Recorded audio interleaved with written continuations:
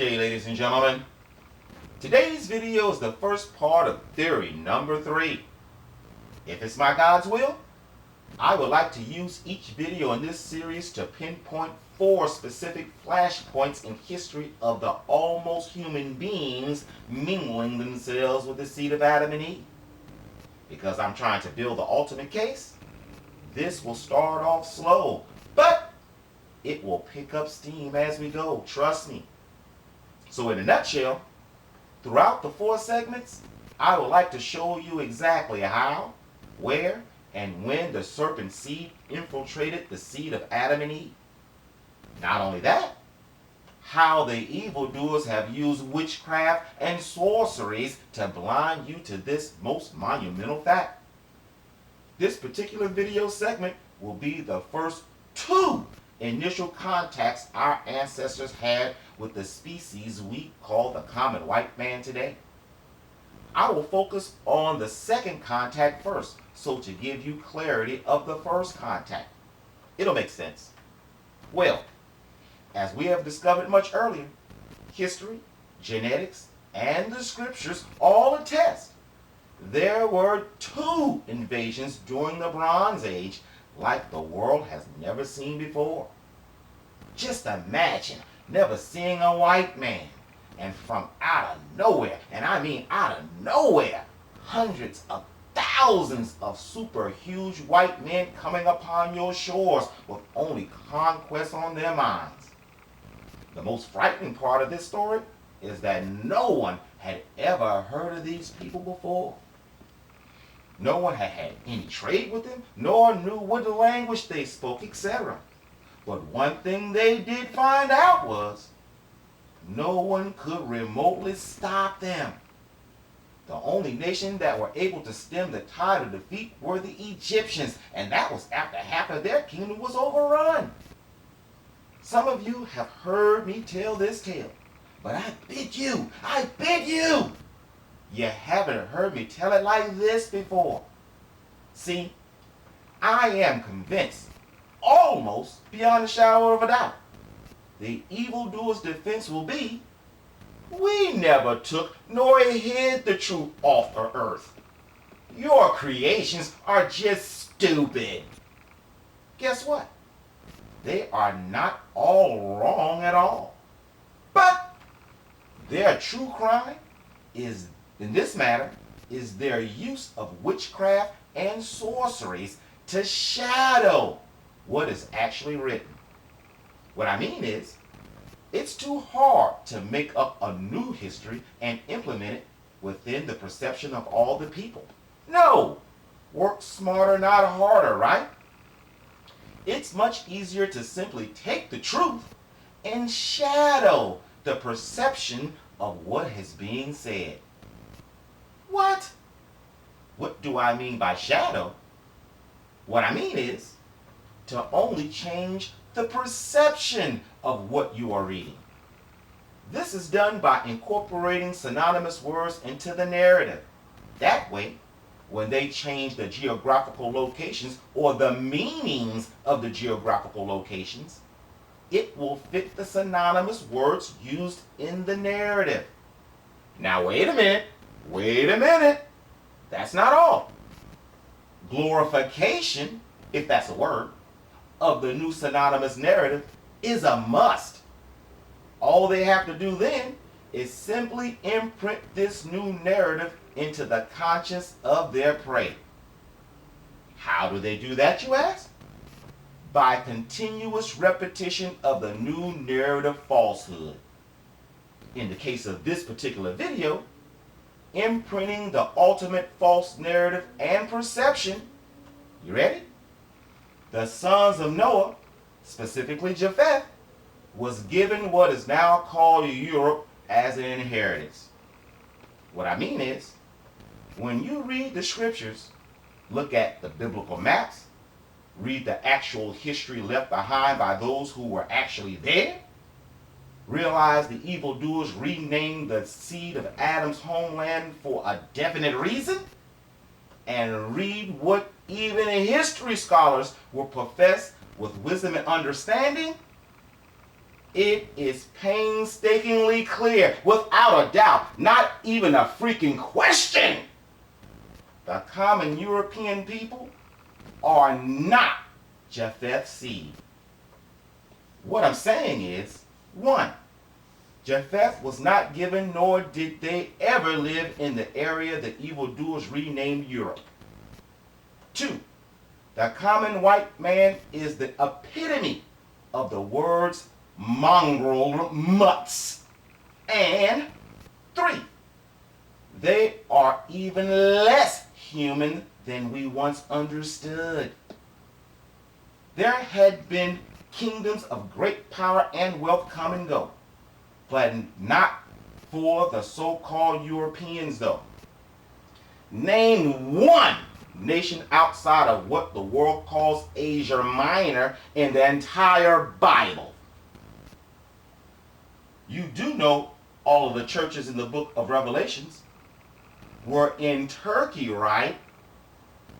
No one, and I mean no one, went beyond Turkey ever. Those modern maps with Magog and Russia and such are complete Christian fakes to mingle themselves with the seed of man. Please understand, people, Rome and Greece were not a part of Europe. They were Mediterranean states then, and they are still Mediterranean states today. And everybody knows Ham's seed inherited those areas. Think about it. If Rome only started in 75 BC, who on earth lived there before them? Same thing with Syria.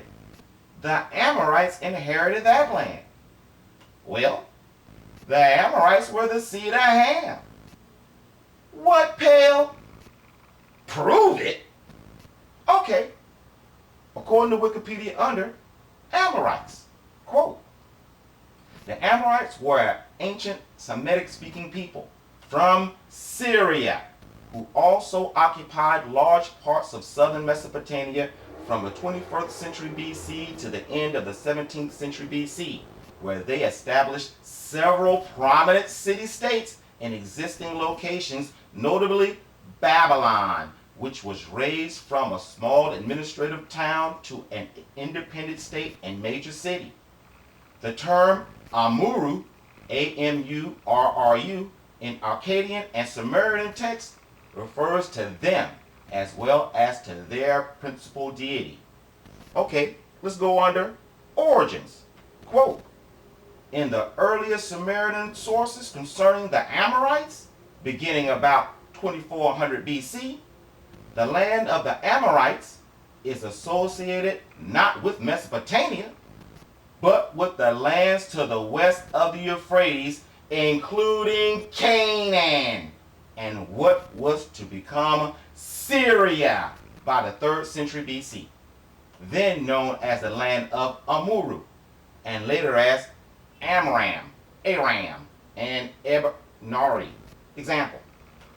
So as you can see, ladies and gentlemen, through the history of the scriptures and history itself, the entire Mediterranean Sea area was inhabited by burnt-skinned Ham. I know each and every one of you think that I have gone absolutely mad. My disdain for the evildoers has finally overtaken me. My already feeble mind has finally snapped. But I pray thee to tell me not nay, and ask my God to allow you to understand what you need to understand and hear what you need to hear. And please, Israel, give me an ear. Are you listening? Remember when I said the evildoers write things with synonymous words, thus allowing them to divert the true meaning of the text into any direction their wicked hearts desire? A couple of words of interest that, in my humble opinion, will open not only the scriptures, but also just about all history up to you like a scroll. One of the words used to trick the world to sleep is the word Europe. First, Everybody knows the term Middle East was coined in 1902 by Alfred Thayer Mahan to designate the area between Arabia and India.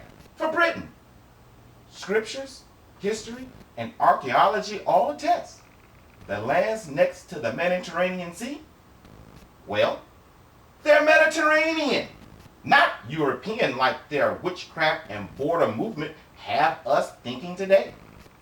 Think about it. If the Germans were supposed to be a separate barbarian land and they invaded Europe, well, why is Germany within Europe today? Right. The white man changed the boundaries to include himself and are using synonymous words to cover it up. Another ambiguous word they must use is the word barbarian. Let me see if I can give you the correct perception before showing you their folly within their own words and phrases. As I stated before and will prove beyond a shadow of a doubt, throughout this series, the sons of Japheth were never in what the world considers Europe today. Again, Rome, Greece, Cyprus, etc. are Mediterranean. And the fact white Rome was founded after our ancestors had already converted the Edomites proved white skin was not common at all. Yep! What we have been pushed to believe was ancient really happened the day before yesterday. Question, gentle strangers. Show me where in the scriptures, Old Testament, show me where it ever mentions the name of a Gentile nation. I keep asking that. The answer is never. Guess what, Miss Suzanne? The only reason, and let me repeat, the only reason white people were/are in the Mediterranean today is because the sea peoples invaded and, as the scriptures attest, terraformed not only the land and animals, the original inhabitants were turned into mulatto gibbers as well. I say this because the scriptures tell us the giants and those who come from the giants were there. And they turned the original Amorites, Greeks, etc. into super duper coloreds. What? Madness? Okay, let me prove who the original Greeks were first, and then show you what happened to them, and by whom. According to Wikipedia under History of Greece, quote, the scope of Greek habitation, let me say that again, the scope of Greek habitation and rule has varied throughout the ages, and as a result, the history of Greece is similarly elastic in what it includes. Generally, the history of Greece is divided into the following periods. The first one is the Neolithic, covering a period beginning with the establishment of agriculture societies in 7000 BC and ending in 3200/3100 BC. That's Sons of Ham. The next one is the Helladic, or Bronze Age, the one we're going to concentrate on, covering a period beginning with this covering a period beginning with the transition to a metal-based economy in 3200 BC to the rise and fall of the Mycenaean Greek palaces spanning roughly 5 centuries at 1600 through 1100 BC. And then there's the ancient Greece, the one you guys always, we've been pushed to see. Notice how they say ancient Greece, but it's not, it's the most recent to today's time. You see the wordplay? You're hearing the wordplay. Ancient Greece, covering a period from the fall of the Mycenaean, Mycenaean. I can't say any of these words. You already know that I'm going to slaughter them, but I'm just going to keep going. I'll try to spell them out if it doesn't stop me. But check it out. Ancient Greece, again, the most recent, covering a period from the fall of the Mycenaean civilization in 1100 BC to 146 BC, spanning multiple sub-periods, including the Greek Dark Ages, or Iron Age, Homeric Age, Archaic period, the Classical period, and the Hellenistic period. Example. So as you can see, ladies and gentlemen, white Greeks, 1100 BC, didn't come into being until the fall of the Mycenaean by the White Sea peoples. You don't believe me, do you? According to Wikipedia, under Mycenaean Greeks. Again, Mycenaean, Greece. Quote, Mycenaean Greece perished with the collapse of the Bronze Age culture in the Eastern Mediterranean, to be followed by the so-called Greek Dark Ages, a recordless transitional period leading to archaic Greece, where significant shifts occurred from palace-centralized to decentralized form of socio-economic organization, including the extensive use of iron. Various theories have been proposed for the end of this civilization, among them the Dorian invasion or activities connected to the Sea Peoples. Example. Let's jump right in it, shall we? According to Wikipedia, under Sea Peoples, quote, the Sea Peoples in the term used for a confederacy of seafaring raiders who sailed into the eastern shores of the Mediterranean, causing political unrest and attempted to enter or control Egyptian territory during the late 19th dynasty, and especially during the 8th year of Ramses III of the 20th dynasty. The identity of the Sea Peoples has been an enigma to modern scholars, who have only the scattered records of ancient civilizations and archaeology to inform them.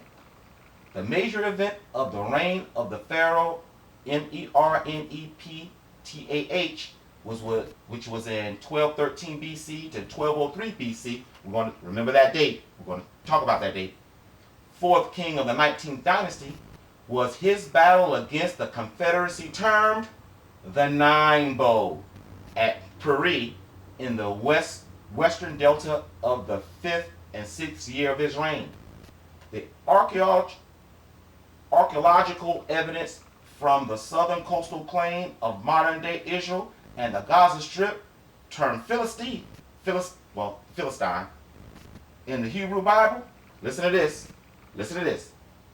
indicates a disruption of the Canaanite culture that existed during the late Bronze Age, and its replacement with some integration, remember that, and its replacement with some integration by a culture with a possibly foreign, mainly Aegean origin. Stop. Notice, it says they interrupted Canaanite culture, and that can only mean through the white man's own bigoted mouths. That can only mean they disrupted burnt of skin culture. And that can only mean Rome, Syria, Greece, and the entire Mediterranean Sea area was given to Ham seed. But let's continue so I can show you how the first two of four waves of white, almost human savages took over what is considered the Middle East today. Quote, the archaeological evidence from the southern coastal plain of modern-day Israel and Gaza Strip, termed Philistinia in the Hebrew Bible, indicates a disruption of the Canaanite culture that existed during the late Bronze Age, and its replacement with some integration by a culture with a possibly foreign, mainly Aegean, origin. They camped in Amor and sent a fleet to the Nile. The ends of several civilizations around 1175 BC have instigated a theory that the Sea Peoples may have caused the collapse of the Hittite, the Mycenaean, that thing I can't say, and the Mitanni kingdoms. Stop. Now listen to what Pharaoh himself had to say about the dire situation and how savage these white people were. According to Eric Klein, professor at the Capitol Archaeological Institute at the George Washington University and National Geographic explorer, reading a wall relief at the Mortuary Temple near the Valley of the Kings at Medinet Habu of Ramses III, talking about the Sea People's inscription. Quote, this is a personal quote. This is what he said. I'm going to read it straight through, and then we're going to break what he says down. Man, when we break down what this man says, it's the key to everything. You ready? Quote, the foreign countries made a conspiracy in their islands. All at once, the lands were removed and scattered in the fray. No land could stand before their arms. From Kati, Kudi, Carchemish, Avarza, and Alicia on being cut off. A camp was set up in one place and a more. They desolated its people, and its land was like that which has never come into being. They were coming forward towards Egypt. While the flame was prepared before them, their confederation was the Pislex and the Tijkur and the something else and the Dinya and the something else, lands united. They laid their hands upon the land as far as the circuit of the earth, their hearts confident and trusting. Personal quote, our plans will succeed. Stop. Bingo! Wow! Did you hear that? Amazing! Let's break down what the ruler of all Egypt, not baptized or scribe, but the ruler of all Egypt. Let's break down what he said about how white people first came into the land. And yes, everything we have heard thus far and will hear is backed up in the scriptures.